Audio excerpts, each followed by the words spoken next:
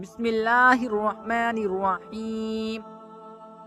بچوں، یہ اس چیل کی کہانی ہے جو کئی دن سے ایک بڑے سے کبوتر خانے کے چاروں طرف منڈلا رہی تھی اور طاق میں تھی کہ اڑتے کبوتر پر جھپٹا مارے اور اسے لے جائے، لیکن کبوتر بھی بہت پھرتیلے، ہوشیار اور تیز اڑان تھے۔ جب بھی وہ کسی کو پکڑنے کی کوشش کرتی وہ پھرتی سے بچ کر نکل جاتا۔ چیل بہت پریشان تھی کہ کیا کرے اور کیا نہ کرے۔ آخر اس نے سوچا کہ کبوتر بہت چالاک، پھرتیلے اور تیز اڑان ہے، کوئی اور چال چلنی چاہیے، کوئی ایسی ترکیب کرنی چاہیے کہ وہ آسانی سے اس کا شکار ہو سکے۔ چیل کئی دن تک سوچتی رہی، آخر اس کی سمجھ میں ایک ترکیب آئی۔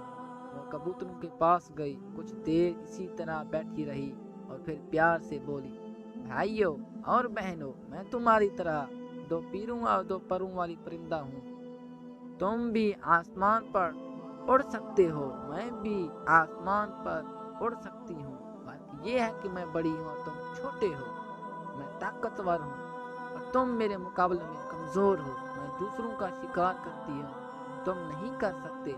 میں بلی کو حملہ کر کے زخمی کر سکتی ہوں اور اسے اپنی نوکیلی چونچ اور تیز پنجوں سے مار بھی سکتی ہوں، تم یہ نہیں کر سکتے۔ تم ہر وقت دشمن کی ضد میں رہتے ہو۔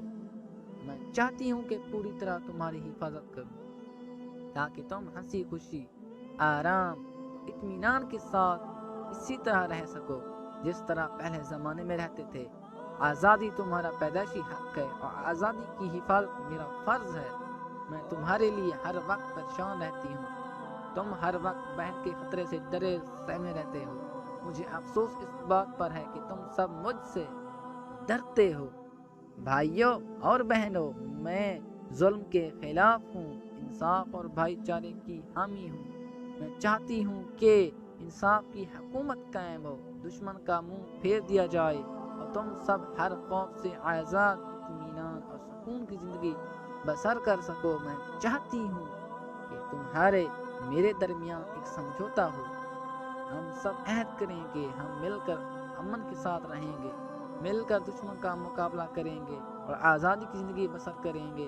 لیکن یہ اسی وقت ہو سکتا ہے جب کہ تم دل و جان سے مجھے اپنا بادشاہ مان لو۔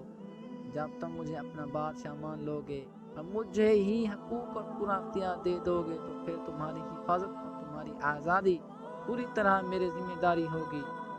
تم اب بھی سمجھ نہیں سکتے کہ پھر تم کتنے آزاد اور کتنے خوش و خرم رہو گے۔ اسی کے ساتھ آزادی، چین اور سکون کی نئی زندگی شروع ہوگی۔ چیل روز وہاں آتی اور بار بار بڑے پیار محبت سے ان باتوں کو طرح طرح سے دہراتی۔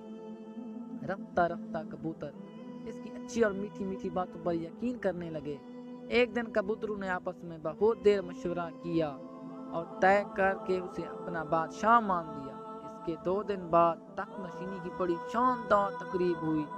چیل نے بڑی شان سے حلف اٹھایا اور سب کبوتروں کی آزادی، حفاظت اور ہر ایک سے انصاف کرنے کی قسم کھائی۔ جو واب میں کبوتروں نے پوری طرح حکم ماننے اور بادشاہ چیل سے پوری طرح وفادار رہنے کی دل سے قسم کھائی۔ بچوں، پھر یہ ہوا کہ کچھ دنوں تک چیل کبوتر خانے کی طرف اسی طرح آتی رہی اور ان کی خوب دیکھ بھال کرتی رہی۔ ایک دن بادشاہ چیل نے ایک بلے کو وہاں دیکھا تو اس پر اپنے ساتھیوں کے ساتھ ایسا زبردست حملہ کیا کہ بلا ڈر کر بھاگ گیا۔ چیل اکثر اپنی میٹھی میٹھی باتوں سے کبوتروں کو لبھاتی، اپنی حفاظت اور آزادی کا احساس دلاتی۔ اسی طرح کچھ وقت اور گزر گیا۔ کبوتر اب بغیر ڈرے اس کے پاس چلے جاتے۔ وہ سب آزادی اور حفاظت کے خیال سے بہت خوش اور مطمئن تھے۔ ایک صبح کے وقت جب کبوتر دانا چگ رہے تھے تو چیل ان کے پاس آئی۔ وہ کمزور دکھائی دے رہی تھی، معلوم ہوتا تھا جیسے وہ بیمار ہے۔ کچھ دیر وہ چپ چاپ بیٹھی رہی، پھر شاہانہ آواز میں بولی، بھائیو اور بہنوں، میں تمہاری حکمران ہوں۔ تم نے سوچ سمجھ کر مجھے اپنا بادشاہ بنایا ہے۔ میں تمہاری حفاظت کرتی ہوں اور تم چین اور امن سے رہتے ہو۔ تم جانتے ہو کہ میری بھی کچھ ضرورتیں ہیں۔ یہ میرا شاہی اختیار ہے کہ جب میرا جی چاہے میں اپنی مرضی سے تم میں سے ایک کو پکڑوں اور اپنے پیٹ کی آگ بجھاؤں۔ میں آخر کب تک بغیر کھائے پیے زندہ رہ سکتی ہوں؟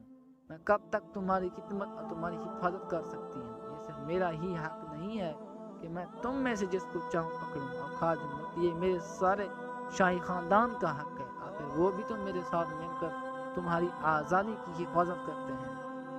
اس دن اگر اس بڑے سے بلے پر میں اور میرے خاندان والے مل کر حملہ نہ کرتے تو وہ بلا نامعلوم تم میں سے کتنوں کو کھا جاتا اور کتنوں کو زخمی کر دیتا۔ یہ کہہ کر بادشاہ چیل قریب آئی اور ایک موٹے سے کبوتر کو پنجوں میں دبوچ کر لے گئی۔ سارے کبوتر منہ دیکھتے رہ گئے۔ اب بادشاہ چیل اور اس کے خاندان والے روز آتے اور اپنی پسند کے کبوتر کو پنجوں میں دبوچ کر لے جاتے۔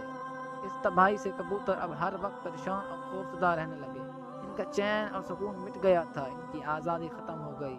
وہ اب خود کو پہلے سے بھی زیادہ غیر محفوظ سمجھنے لگے اور کہنے لگے ہماری بے وقوفی کی یہی سزا ہے، آخر ہم نے چیل کو اپنا بادشاہ کیوں بنایا تھا، اب کیا ہو سکتا ہے۔